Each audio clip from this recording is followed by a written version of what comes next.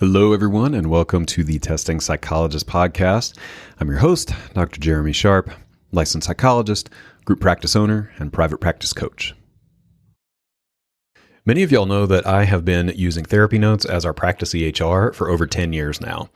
I've looked at others, and I just keep coming back to therapy notes because they do it all. If you're interested in an EHR for your practice, you can get 2 free months of therapy notes by going to thetestingpsychologist.com/therapy notes and enter the code TESTING. This episode is brought to you in part by PAR. The Personality Assessment Inventory Bariatric compiles the results of the PAI into a useful report for bariatric surgery candidates. Available on PAR iConnect, PAR's online assessment platform. You can visit parinc.com/PAIBR. Hey everybody, welcome back. Guess what we are talking about today? We are talking about making mistakes. And in a cruel twist of irony, I have recorded this intro several times now, so I am making mistake after mistake, even on this episode about making mistakes. So let's see. Hopefully this one will go well. So everybody makes mistakes in their practice. That is a given. That is an absolute given.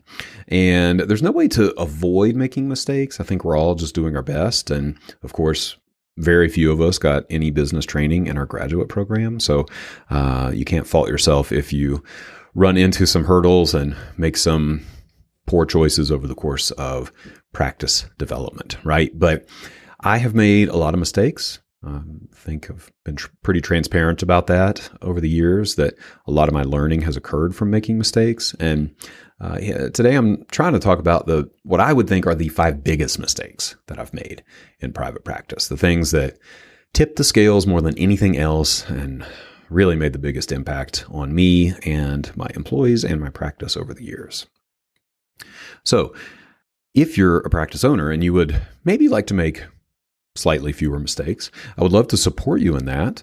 I am doing both individual and group consulting for testing practice owners only. So if you are launching or developing or trying to grow your testing practice, I would love to help you out. You can go to thetestingpsychologist.com/consulting and schedule a pre-consulting call. We will meet, we will greet, we will figure out if it makes sense to work together. Again, thetestingpsychologist.com/consulting. Okay, without further ado, let's dive into this and talk all about my mistakes.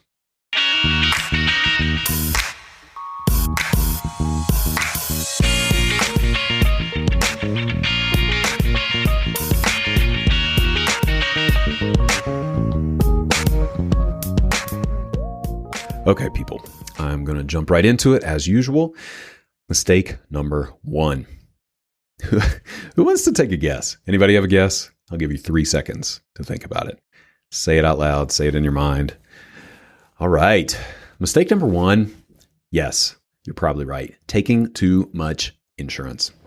So in the beginning, I didn't even know that not taking insurance was a possibility, which sounds very naive at this point. But back then, I had no exposure to practices or professionals or healthcare individuals who didn't take insurance in any health-related field. I just assumed that healthcare providers took insurance as a matter of course.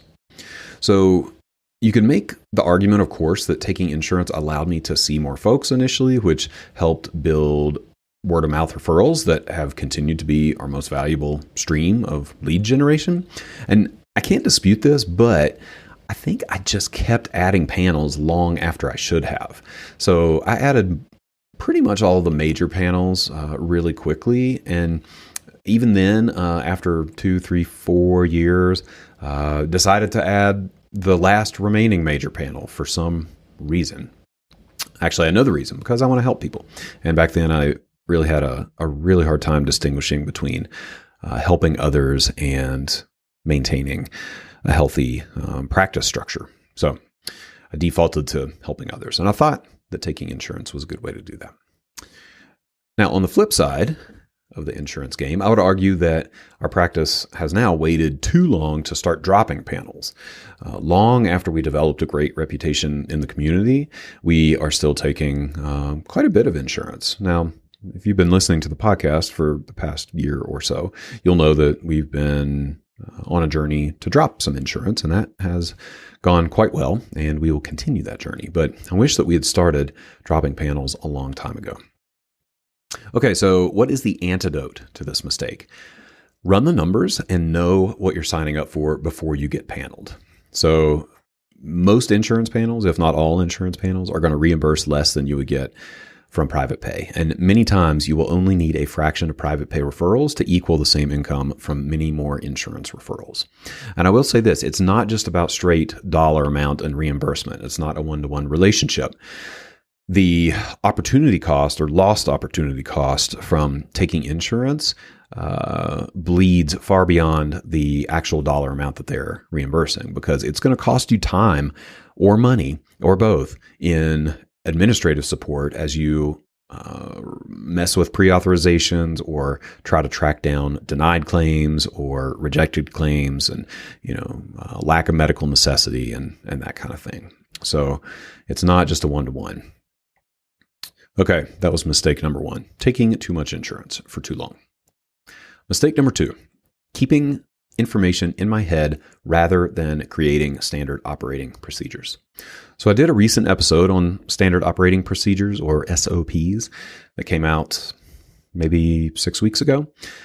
So you've heard me talk about the importance of SOPs, but I didn't realize the importance of, one, actually developing a consistent, standardized, operationalized process for everything in my practice, and two, documenting and actually sharing those processes.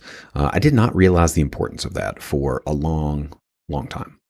Not having SOPs in the beginning led to a lot of confusion and inconsistency, lost money and time, and just general frustration on everyone's part, mine included, right? I mean, why can't people just read my mind and know exactly how I want to do things, right? Like, that's reasonable. I'm kidding. So not having SOPs led to a lot of issues in the practice. So what is the antidote here? Well, develop your SOPs early, folks. Even if they're very basic, I would say start at the very beginning. So at least get them written down somewhere, make videos, record your screen, find some way to document what you're doing and how you're doing it and why it's important. So if you are in the beginning phases and you have not even started your practice yet, that's ideal. You can start developing your SOPs before you even see a client. You can start to write out your ideal process for getting leads and scheduling a client and testing a client and writing a report. You can start to write those out very, very early. So, antidote, develop the SOPs as early as possible. Mistake number 3, ignoring or avoiding finances in all the ways. So here's some examples of ignoring or avoiding finances that I've engaged in. 1, I did not look at the aging statement for my practice for probably 3 years after I started. And when I did look, it was over $90,000 that patients owed me.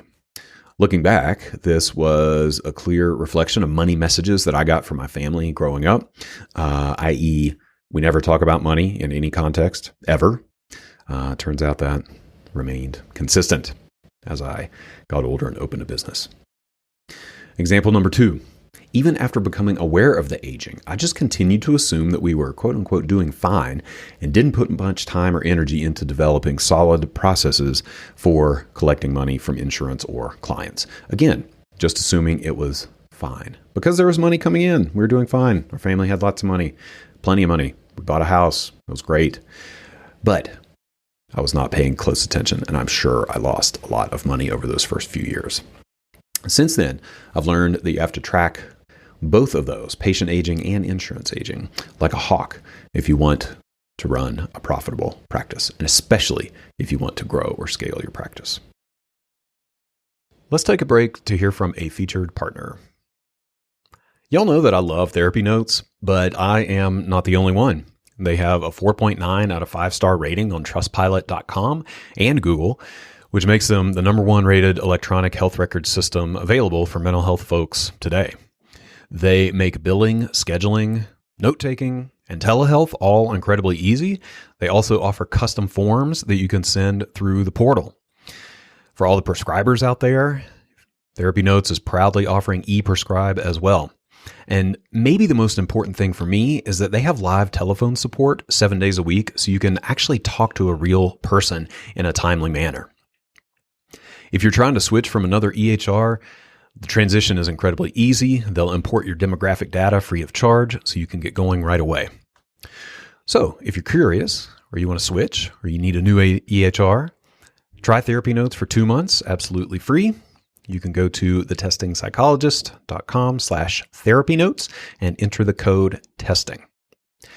Again, totally free, no strings attached. Check it out and see why everyone is switching to Therapy Notes.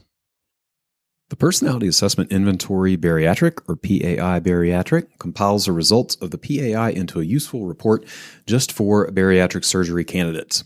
Log into PARI Connect, PAR's online assessment platform, where you can administer the PAI and select the bariatric score report to view results based on bariatric pre-surgical candidate norms. Learn more at parinc.com/PAIBR. Let's get back to the podcast. Example number 3, winging it with employee compensation. Again, this lack of precision and planning shows up a few years later when I started hiring. It took me way too long to figure out a real compensation rubric with transparent, predictable, and financially sustainable numbers. Previous to this, I did what a lot of people do.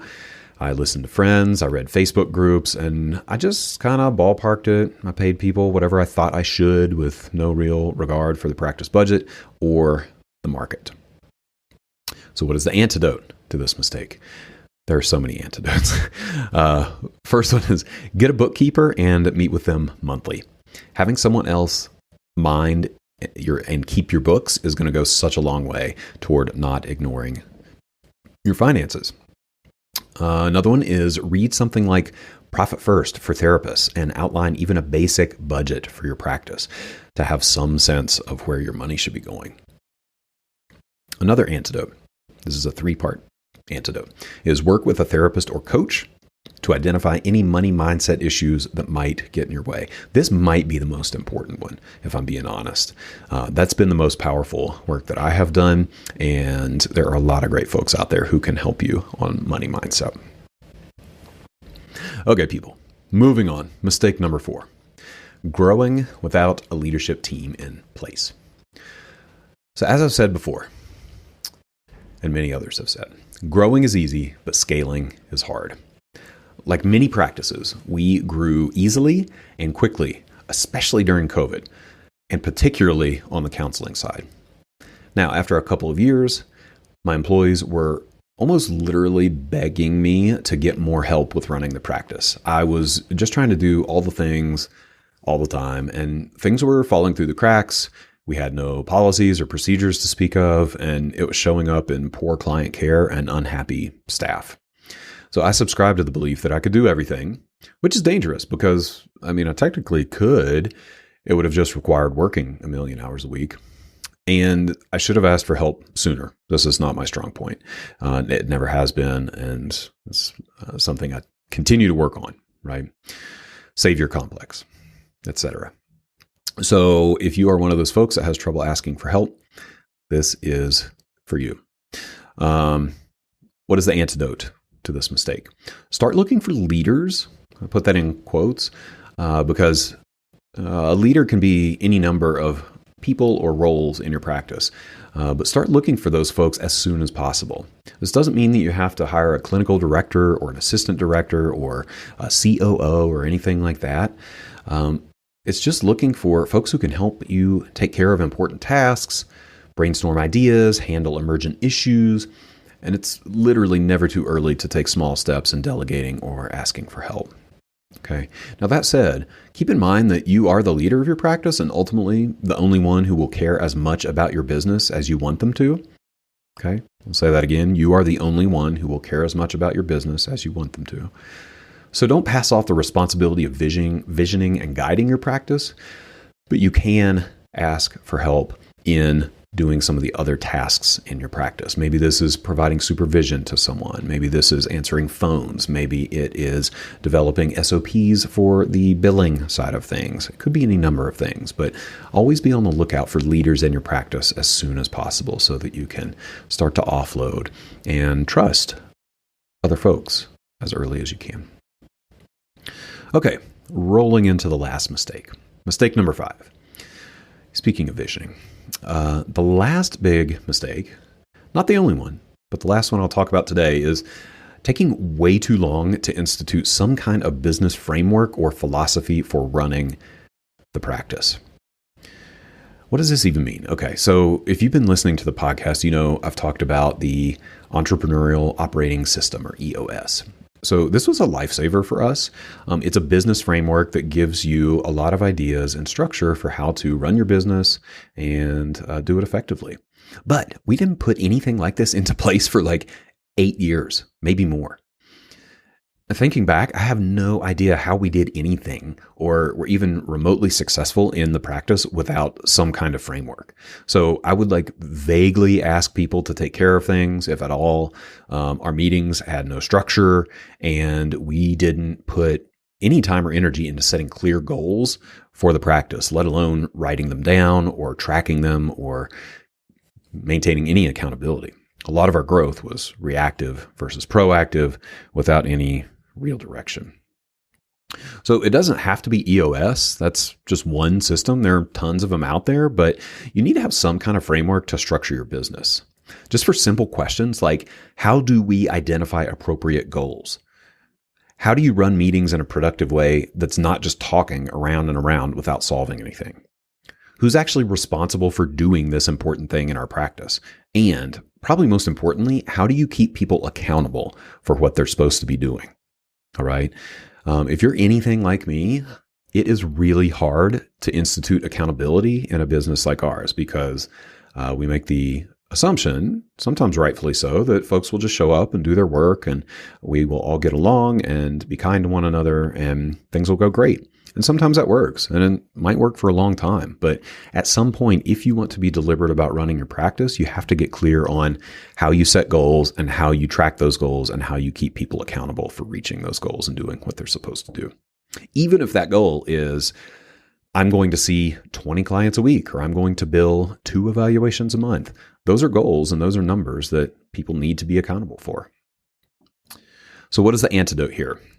Read and implement elements of traction, or EOS, the system, or any other similar system. You could also get a business coach to help you tackle this problem, or otherwise find a framework that works. There are many out there, like I mentioned.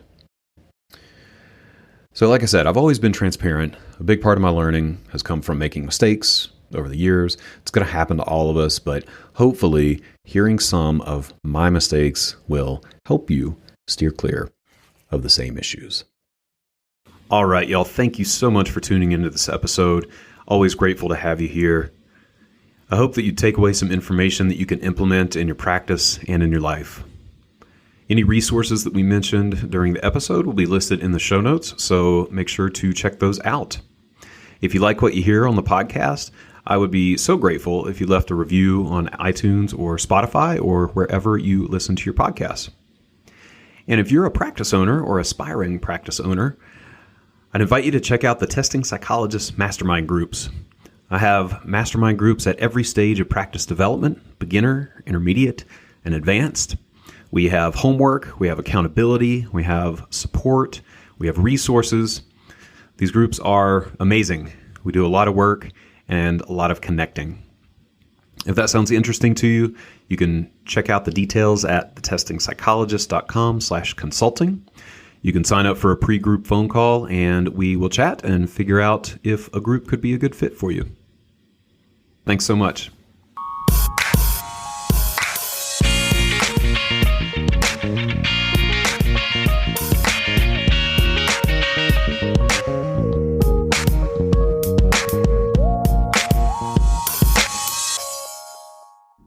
The information contained in this podcast and on the Testing Psychologist website are intended for informational and educational purposes only.